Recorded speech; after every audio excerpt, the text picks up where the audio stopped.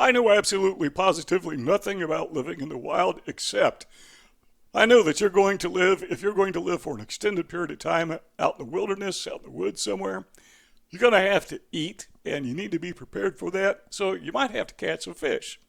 And you may have to do some hunting and catch a rabbit. So how do you trap a rabbit? How do you catch a fish? Well, to catch a fish, obviously, you know about fish. You know they like to swallow worms, and if you hook that worm to a hook, attach the worm to a hook and you drop it in the water, when the fish goes to bite the worm, he bites the hook and he's hooked. So that's how you catch him, just by observing the fish's behavior. Same thing with a rabbit. I have no idea how to catch a rabbit, but I'm pretty sure you don't use a hook and worm. Maybe so, but I don't think so. Well, okay, how do you catch a narcissist? Well, what you do is you observe the narcissist's behavior. Well, you know the fish swims, you know the fish lives in the water, you know the fish chases worms and likes to swallow those things whole. What do you know about the narcissist? Well, you know, they lie a lot. I mean, their lives are lies. They live in a fantasy world they make for themselves, and they try to pull everybody else in that lie with them.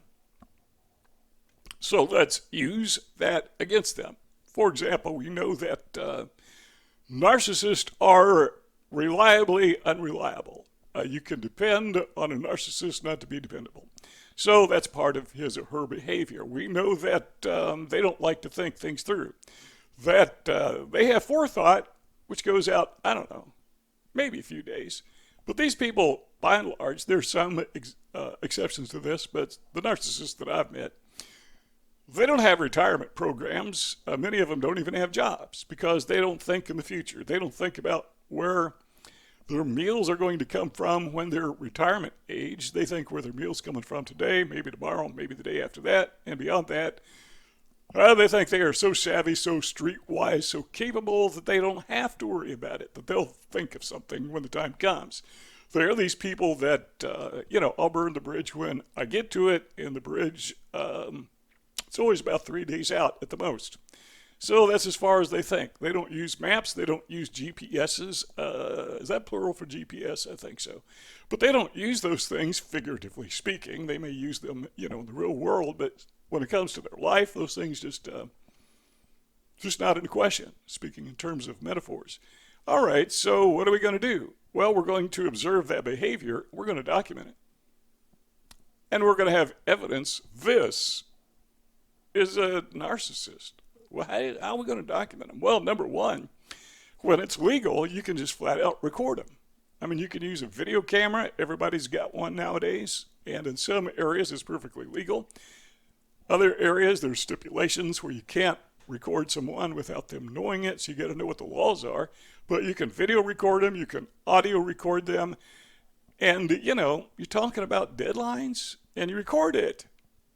And you record the narcissist making the excuse why he didn't show up, or why he or she couldn't be there or couldn't get the job done. Now, this is particularly effective at the workplace because, the narcissist, they never wrong. You are. Even when they screw up, it's your fault, and they will take that to the supervisor. Well, guess what? You may have a recording of the conversation when the narcissist did not, or maybe a video recording, when the narcissist did not do that. Guess what? Where's it going to get out that you do that? Now you say, well, I don't want people to think that I'm a snoop. Yeah, I kind of want people to think I'm a snoop. I want people to think, not that I'm nefarious or out to entrap them for the wrong reasons, but I want the bad guys to know that, I am recording you, potentially. You ever visit my house? We got recorders all over the place. You can't walk on our property without being recorded. It's virtually impossible. I've got a shirt that is specifically designed to carry a cell phone. I was going to say an iPhone, but I got Android. But it sits in my pocket. I've got this little pocket in the front, and it sits in the pocket. And the lens, I should have brought it with me, but the lens is visible as it sits in the pocket. Doesn't mean it's on, doesn't mean it's recording, but who knows? So you walk into a store, the employees don't know that you're not recording them as far as they know you are. And most of them are going to play it safe, but we're not talking about employees, we're talking about narcissists. And I've had narcissists ride with me in a vehicle, and I had the dash cam on, and they knew it. They just forgot about it. And they would talk and talk and talk and talk and trash talk people. Guess what? They just dox themselves. Number two is take notes. When you have a conversation with a narcissist, you might want to write down what was said. Somebody suggested, yeah, do that. Send it to them as an email. And don't do it in a threatening manner. Just, very friendly, very kind. Say, hey, thanks for the conversation. Here's what, just to make sure we got things straight. And you put it in writing and you fire it off to the narcissist. And the trick is to ask them a question so they have to reply to it, or without thinking, they'll reply to it. And when they reply to it, it's kind of like certified mail, particularly if they answer the questions. So now you can document, yeah, they knew what the conversation was about. How many times do I wish I had done that in the past? And I have done it a few times. But sometimes I wish I would have, and I didn't. Number three is this. Have witnesses. You got to be careful, because sometimes the narcissist knows you have witnesses, and the narcissist, being the friendly person that he or she is, being the very charismatic person that he or she is, and they usually are. I mean, it's fake, but the other people don't know that.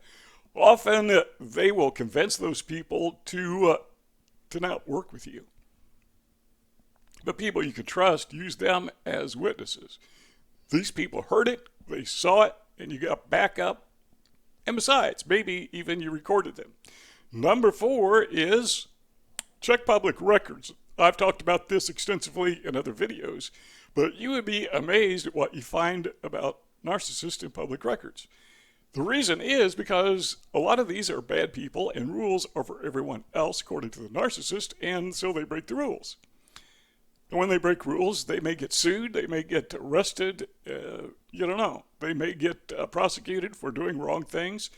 I have one guy in mind that, he's been to court dozens and dozens and dozens of times. How do I know that?